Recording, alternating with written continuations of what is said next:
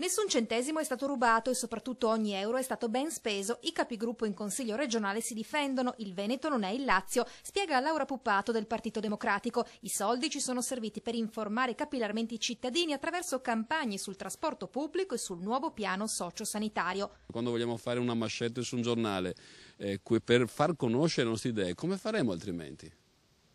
Se non abbiamo un giusto ricompensa minimo per queste cose. Puntualizza Mariangelo Foggiato dell'Unione Nord-Est. I dati sono pubblici e sottoposti ai revisori dei conti. Non mi risulta che le regioni del Sud abbiano la nostra stessa trasparenza. Di sicuro qui non ci sono consiglieri che si comprano il SUV con i soldi del gruppo come avviene in altre regioni. Ecco, che vadano a mettere le mani nelle altre regioni, è giusto che lo facciano, e poi vengano a guardare semmai il Veneto, la Lombardia e il Piemonte. Per Stefano Valdegamberi dell'Unione di Centro i denari introitati sono comunque poca cosa rispetto ai 2 milioni di euro che la Giunta ha stanziato per la campagna promozionale del Presidente e dell'Esecutivo. Ed è giusto, se c'è da tagliare anche questi, che si taglino. Purtroppo non dipende da me, che sono solo 1 su 60, però se lo fanno lo accetterò tranquillamente.